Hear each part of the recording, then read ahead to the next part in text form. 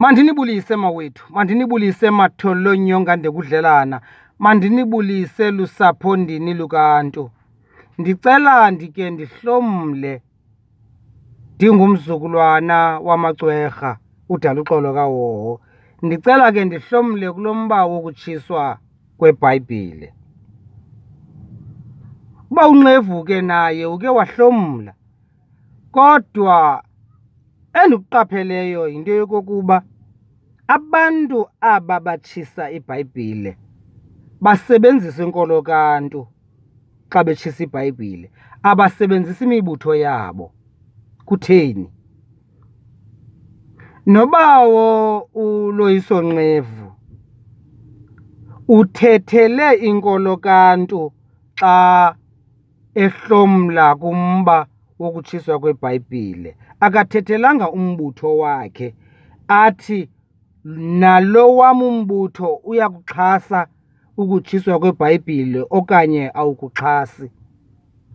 Nanjengento yokokuba kwa abatshisi aba beBhayibhile, lo mama ude athi xa ethetha, xa sifundiswa ithetha ukuthi oku kutshiswa kweBhayibhile kunempembelelo efihlakeleyo.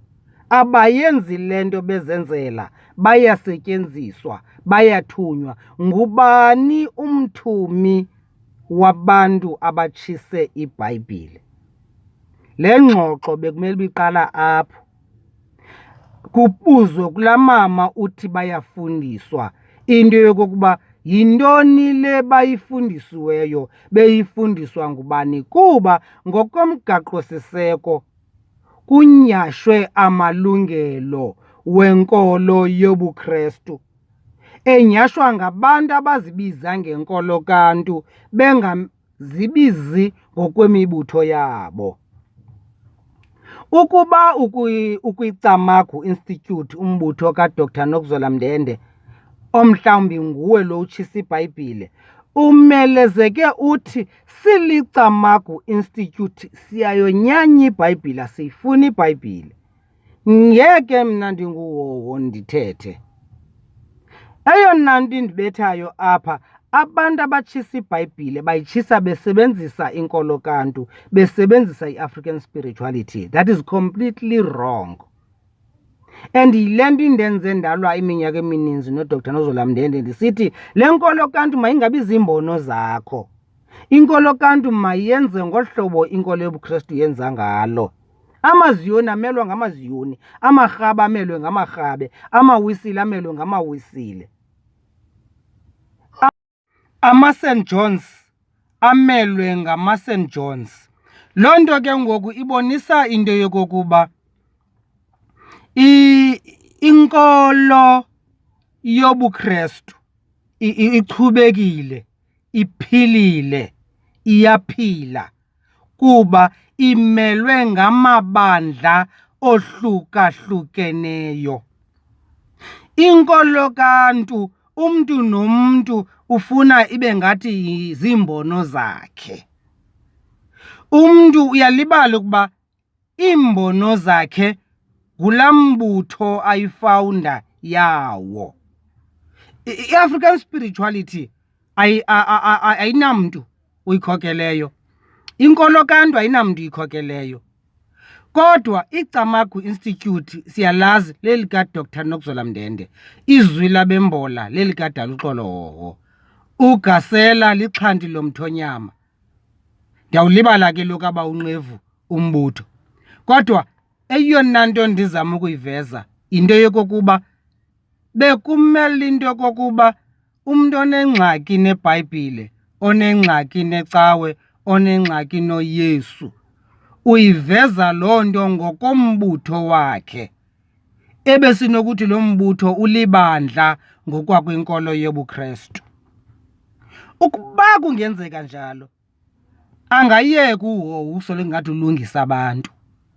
Isizathu sosoloko ingathi ndiyabalungisa abantu de kuthiwe ndizenza ngcono yinto yokokuba abahambi kwindlela eyiyo. Kwa uba ufuna uba ibe ngathi inkolo kaNtu yeyakho, ugqibile ukuphuma endleleni. Okokuqala, sizizizwe ezahlukahlukeneyo, ezinezizwana ezahlukahlukeneyo. Ngezantsi kwezo zizwana ziziduko, ezahlukahlukeneyo. Asoze sithathe isintu sibe ngathi sakuthetha into enye okanye sihambe ngendlela enye, kuba indoda kwaXhosa ithi phaa kuthi senza ngolu hlobo. Isizathu soba uthi phaa kuthi senza ngolu hlobo yinto yokokuba kwenye indawo akuzukwenziwa ngolu hlobo wena wenza ngalo, awuzuyigxeka laa ndlela kwenziwa ngayo phaa, kuba abantu balaa ndawo baphila ngolaa hlobo. Asiphili ngokufanayo esintwini. Kude kuthiwe imizi ayifani, ifana ngeentlanti kuphela. Ithetha ukuthi ubona iintlanti zifana kodwa iindlela zokwenza azifani. Yiloo nto uzawufumaniseka into yoba zide zibe khona izizwe ezenza isiko nangegusha, kanti thina amaXhosa sikholelwa ekulenzeni isiko ngebhokhwe kuba ibhokhwe iyakhala, sifune sasikhalo.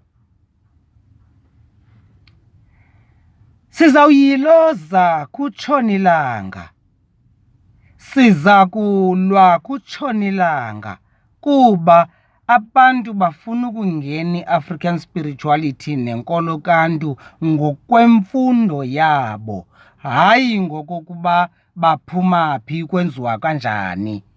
Aze athi uDr Nokuzola Mndende xa ethetha phaa kuthi kugatyane senza ngolu hlobo, sishidila ngempepho. Nanjengoba wayethe yena ushidila ngempepho, ngendingalwi naye uba wayethe phaa kuthi kugatyane sishidila ngempepho. Athi phaa kuthi kugatyane iintombi xa ziye exesheni azihloniphi. Athi phaa kuthi kugatyane iintombi zizintlabi. Athi phaa kuthi kugatyana sikholelwa ukuba intombi ayinakuba yiyo intlabi kuba akuhlatywa ngasini, kuhlatywa ngesandla. Uba ke ngoku xa ethethayo besithi zizinto zendawo aphuma kuyo, bendingazulwa naye. Qha ndiyalwa naye ke ngokuba usike afune ukuba ngoku ezi zinto azithethayo mayibe zizinto zenkolo kaNtu. That's why uzawuthi xa ujikeleza ezilalini wawuthetha ngenkolo kaNtu kuthiwe laa nto kaNokuzola Mndende. Yeva, ezilalini abantu abadala bathi xa uthetha ngenkolo kaNtu laa nto kaNokuzola Mndende, uyeva uba yinto kaNokuzola Mndende, because abantu abadala bareleyithe nezinto ezithethwa nguDr Nokuzola Mndende. Izinto ezithethwa nguDr Nokuzola Mndende abantu abadala bawuzijonga bafumaniseka ukuba no man, asizazi ezi zinto ezithethwa ngulo mntu. Umcimbi, umba wokutshiswa kweBhayibhile awunanto yokwenza nenkolo kaNtu, awunanto yokwenza ne-African spirituality.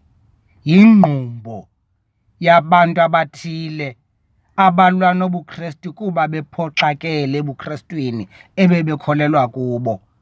Ngoku bayajike baba lutshaba. Oku abantu ebethandana, bathandane, mhla bohlukana bajike babe zintshaba.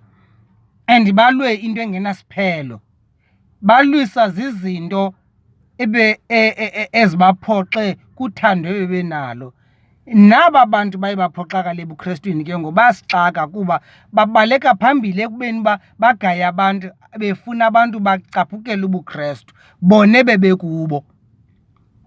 Baphoxwa zezo zinto ziye zabaphoxa. Nawo bayabungcolisa ubuKrestu uba xa bujonge ubuKrestu mabubonwe buyinto embi. Ukuba ubuKrestu bebuyinto embi, ivele phi laa nto yayisithi oomama babethandaza kum imigodi? Babethandaza bekweyiphi inkolo? Baphi abo mama babethandaza kube imigodi? Kuba aba batshisa iBhayibhile batshisa iBhayibhile kudlwengulwe abanye oomama ezicaweni. Apha eKapa izikolo zingenile zakhuthuza abantu ecaweni. Enye yakhulula izipho yancancisa umntana oyintombazana, impempe kaba uDr Tebelele. Yancancisa umntana oyintombazana, impempe kaDr Tebelele. Xa ndisithi kaDr Tebelele ndithetha impempe ubuqu. Koko impempe ngokohlobo lokokuba uDr Tebelele eyibiza ngokokuba iyimpempe. Lo mntana uncanciswe impempe yesikoli, sisikoli ecaweni ngaphakathi, kuba le nto niyenzayo yokuthoba isidima secawe ngokutshisa iBhayibhile, ngokunyemba uYesu, ngokunyemba icawe. Ezi cawe zamkelwa zizinyanya zethu. IBhayibhile yamkelwa zizinyanya zethu. uYesu wamkelwa zizinyanya zethu. Nanjengento yoba kwa ezi ngcawe sizombathayo, ezi ntsimbi sizinxibayo, zonke ezi zinto zamkelwa. Notywala nobomlungu nakakade bamkelwa zizinyanya zethu. So zonke ezi zinto zizinto ezazamkelwe zizinyanya. So wena khetha likuphilisayo kwezi zinto ezazamkelwe zizinyanya. Ubuphila kwibranti, itya ibranti yakho. Ubuphila ecaweni, khonza. Ubuphila singathini na entlombeni, nentlombe yeza ngezinyanya yentlombeni. Umntu makaye kule ndawo imphilisayo madoda. Suthi ukuba kumnandi kwi-African spirituality, yintoni ebangela bagibisela amatye kwinkolo yobuKrestu? Ichaza ukuthi awonwabanga kule ndawo kuyo. Akekho umntu onothi esendodeni alwe ne-ex kanti le ndoda iyamanelisa. Ulwa ne-ex yakho uhleli nendoda kuba le ndoda ingakwanelisi. Ulwa ne-ex yakho uhleli nentombi othandana nayo kuba le ntombi ingakwanelisi. Umsindo wakho ke ngoku ingasiyolungisa laa ngxaki yayikuxabanise ne-ex. So abantu abaninzi abamka kubuKrestu bayacaphuka, ingaske kuba bayolungisa ezaa ngxaki zasebuKrestwini bakwazi uphinde babuyele. Aba bantu aba xa kunokulungiswa ezaa ngxaki zasebuKrestwini bangabuyela ebuKrestwini kuba kakade bangamaKrestu. Aba bantu balwa nobuKrestu bade batshisa iBhayibhile ngamaKrestu afuna ukuhlala ebuKrestwini. Umntu engazange waya noye ecaweni soze umvethuka uYesu kuba akazani na Yesu. Soze umvethuka icawe, soze umvethuka iBhayibhile because akazazi ezo zinto ezo, akanangxaki nazo. So ke ngoku into angakholelwa kuyo ulwa kanjani nayo? IBhayibhile ongayifundiyo ikubulala ingqondo kanjani? Atsho la maxhego bendiwava phayana athi le Bhayibhile isibulala ingqondo. Ikubulala njani ingqondo into ongayifundiyo? Ubusenzani kulaa Bhayibhile uze ufelwe ingqondo? Uyabona uba ikhona into engahambi ngendlela apha. Ikhona into engahambi ngendlela apha esafuna usatyelwa. Athi la madoda afelwe zingqondo, zibulawa yiBhayibhile. Ebeyokwenzani kwiBhayibhile angakholelwa kuyo sekude kufa ingqondo nje? Andazi, kodwa ndirongo. Kodwa ke ndishiye umbuzo wokokuba seliBhayibhile ikubulala ingqondo nje, ubuyokwenzani kuyo ungakholelwa? Yabona ke mna ndingumXhosa tata. Ukuba umntana uza egqejwe idume entloko ebedlala ngokugibiselana nabanye, kuye kubuzwe into yokokuba ngokumane ugibiselana ubungayicingi into belityele ngakuchana. Likuchanile ke ngoku ungxolela abantu futheke. Eli litye likuchanile, besikuxelela uba sudlala ngamatye nidlale ngogibiselana. Likuchanile litye ke ngonyamezela. Uyifundile ke ngoku iBhayibhile, nyamezela. IBhayibhile susifundekela. IBhayibhile uyifundile, nyamezela le nto ubuyifunda. Kuba xa ungafuni ukulahlekelwa yingqondo sukuyifunda iBhayibhile. Xa ucinga fana ukuba wakuyifunda uza kulahlekelwa yingqondo. Sukuhamba nezikoli kanti awukuthanda ukukhuthuza. Sukuya ebholeni kanti ibhola iyakudina. Because xa besenza intswahla ibhola phayana bengamameli besombela, uzamasithi niyangxola mani, ndibukela ibhola niyangxola mani, kanti ukungxola nokubukela ibhola zihamba kunye. So xa ungayithandi laa nto uyofunani pha? Uyofunani? So nifuna ntoni kwizinto zenkolo yobuKrestu eningakholelwa kuyo? The reason nitshisa eziBhayibhile nisilwa nezicawe yinto yoba nifuna ukubuyela ezicaweni. Ingaske kulungiswe ezi zinto nifuna zilungiswe. Nifuna uzenzela oyenu, nifuna ukuzenzela owenu uYesu. Then ke ngoku nibuyele ezicaweni nihamba nowenu uYesu enizenzele ngokwakhe. Uba ndiyaxoka xolo, kodwa yindlela endibona ngayo mna. Nina nizama ukuzenzela uYesu wenu, nawugqiba uzenzela uYesu wenu ke ngoku nikhonze ngokobuKrestu kodwa nilandele wenu uYesu, nibulala lo sele khona. Kuba esintwini senza ngokokwahlukeneyo, ngokweziduko zethu, ngokwezizwe nezizwana zethu.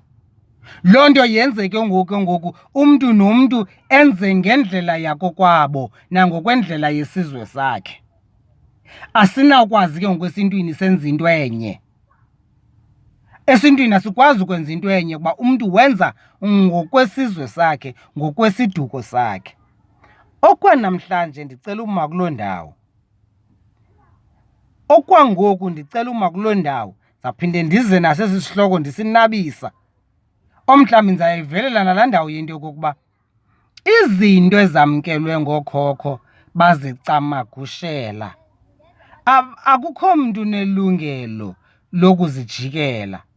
Ifana ezi simele ukuzihlonipha kuba zamkelwa ngookhokho bethu.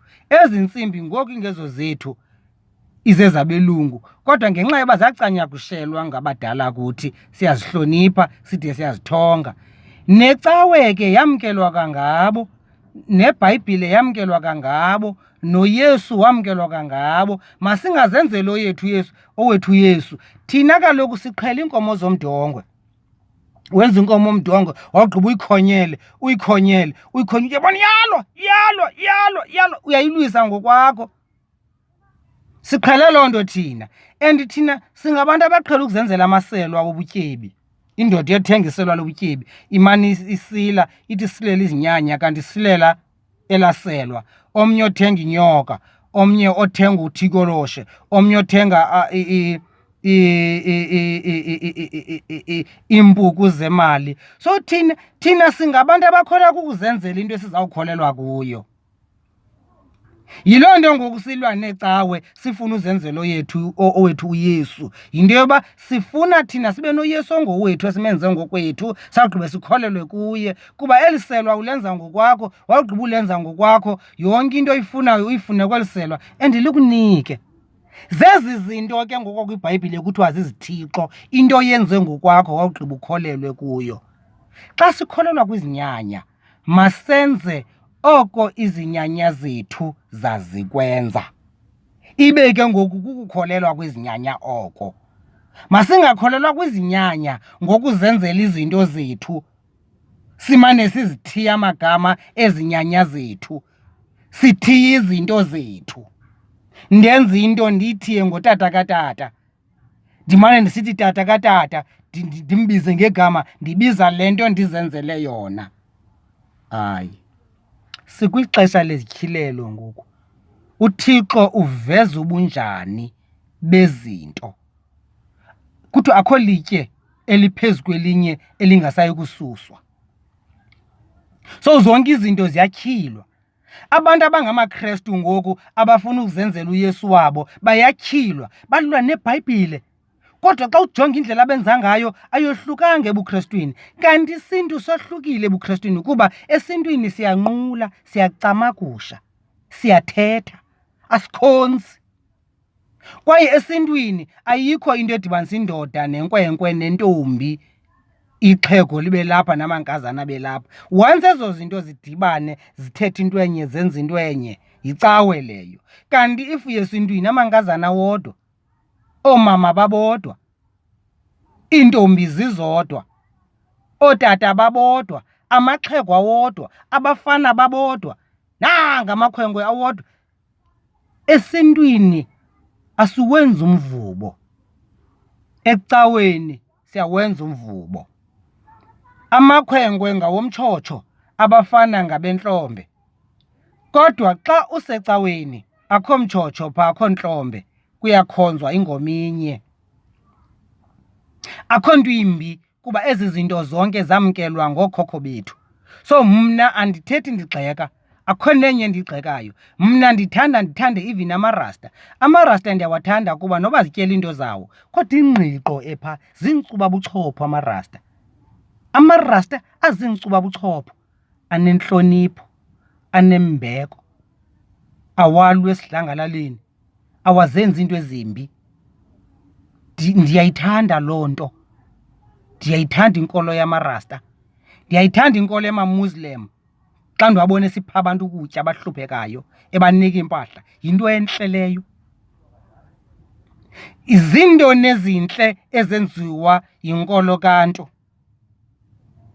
Masizibuze lo mbuzo, African spirituality yenzeni okuhle ikwenzela abantu?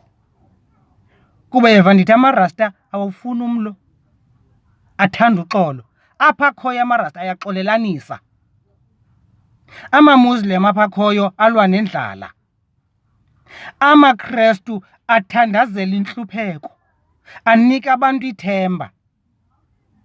Nina kwinkolo kaNtu ninika abantu ingqumbo yokudiliza icawe.